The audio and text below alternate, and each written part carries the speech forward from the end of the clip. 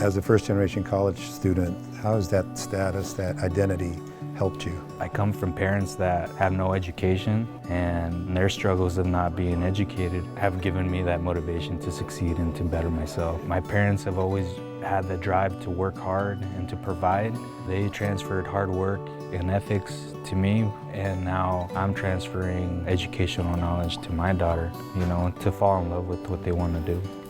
Hello, I'm Edward Pollard, Faculty Director of Retention Services, Tutoring and Academic Support Center at Mira Costa College. The ethos in our department is really to meet the student where they're at. So that could be a student who has never gone to college before, first generation. It's a daunting task because there is no one to really go to in the family structure. And so in essence, Mira Costa becomes that family member for that student. My resilience comes from my parents who migrated to this country so my sisters and I could have better educational opportunities. I'm a proud first-generation college student. I understand my sense of resiliency and have learned it from my parents who taught me a strong work ethic and who also modeled a strong sense of cultural identity. So Cristobal Orozco, or Cris as we call him here, is a perfect poster student, if you will, because he's a re-entry student, meaning he's older. And Mira Costa had exactly what he needed, which was an auto technology program. That's the one I learned how to drive. It's got a granny gear, so you have to start it off in second gear. You don't start off in first gear. How old were you?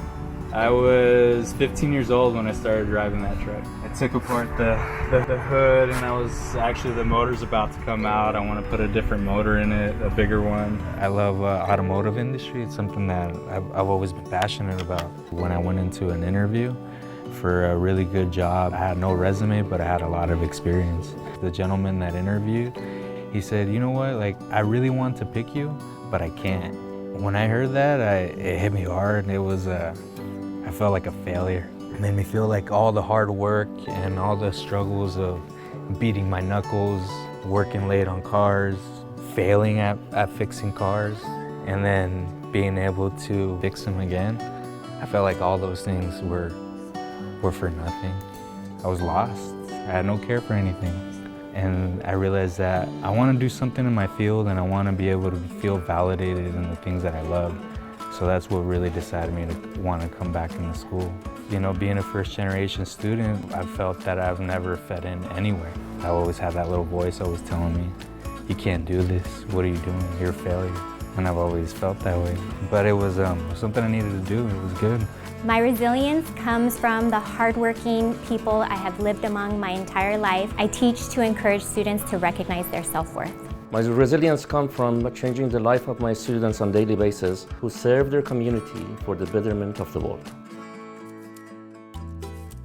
So Cris is a resident of Fallbrook. His family grew up there. They're immigrants from Mexico who came over to find a better life. He then grew up in Fallbrook in a good family, but was susceptible to all the vices that kids grow up in a community that is lacking resources. So this is the trailer where I grew up in.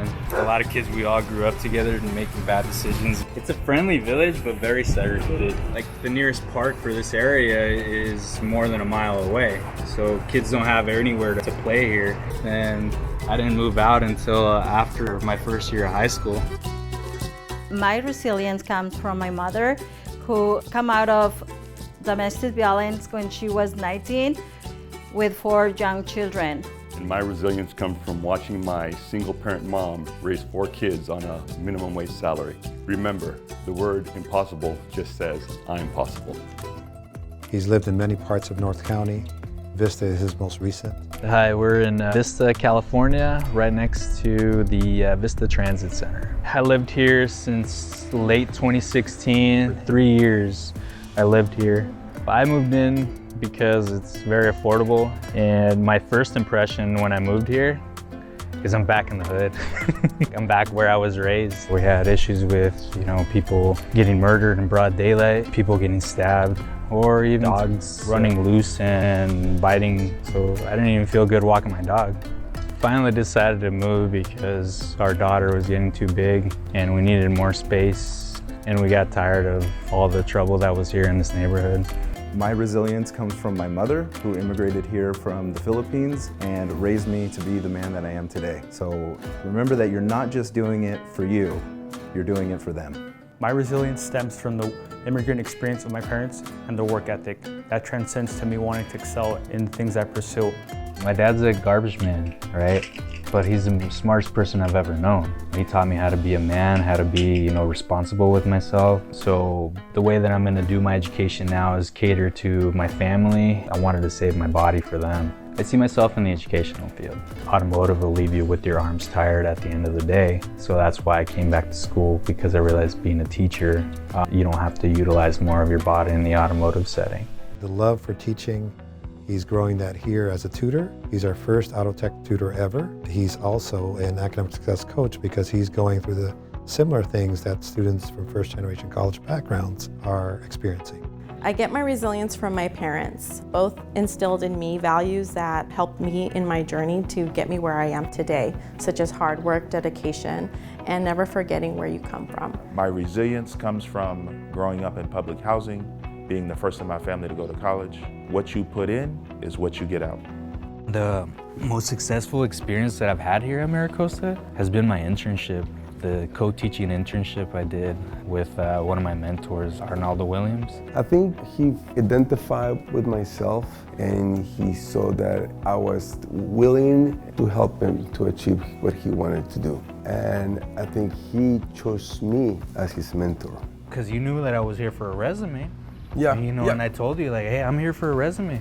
But then you're like, what do you want out of it? How are you gonna do it? ¿Cómo lo vas a hacer? You were there willing to open your mind and put yourself out there for growth and willing to take it and didn't see it as a negative. And not only you were able to realize, but you also took action.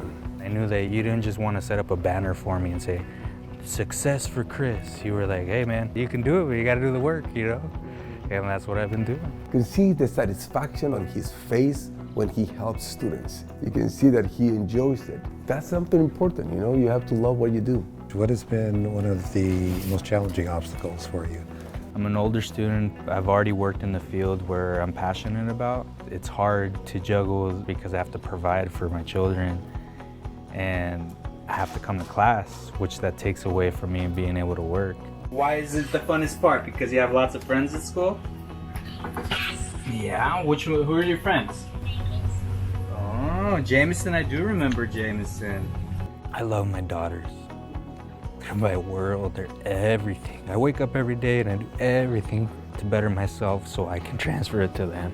It's difficult because I want to spend time with them, but yet I have to spend time, study. You have to take into consideration everything that you do. The responsibilities that I have in my life, I'm very grateful for them because they've grounded me. I can't just make a decision for myself. I have to decide for everybody. What would you share with other first-generation college students who are new? What would you want to ask them? What do you want for yourself? Because this isn't something that you can be given. This isn't something that you could take from somebody else. This is something that you have to earn for yourself by wanting to be here. I've been lucky enough to open myself up to a lot of faculty and a lot of staff that have been able to guide me through my experience here. I don't see you as a mentor, mentee, or student or anything. You're my friend. Yeah, well, thank you. I see the same thing too. Yeah. You showed me that this is the right steps and this is the right thing to do. It's getting me to where I want to go. It's making me become who I want to become. Because of the education that I'm obtaining, I'm becoming a better father, a better employee, a better husband, a better son. It's given me educational gains, which transfers to every aspect of my life.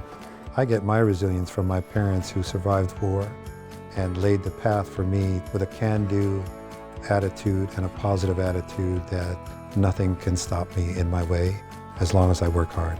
Echarle ganas. What does that mean? Always put effort into things that you love. If I didn't love myself and wanted to educate myself, I wouldn't put the effort into it. Echarle ganas is something that I always tell myself, and it's something that my parents instilled in me and have always told me, and I always see something that is great because of how I was brought up and where I come from. We have an enormous amount of empathy in our college for students because of the care for students, the student friendliness, and also the stellar faculty that we have from many diverse viewpoints and perspectives. So students here get to realize their dreams. If they meet us halfway, then we will walk together down that aisle of success.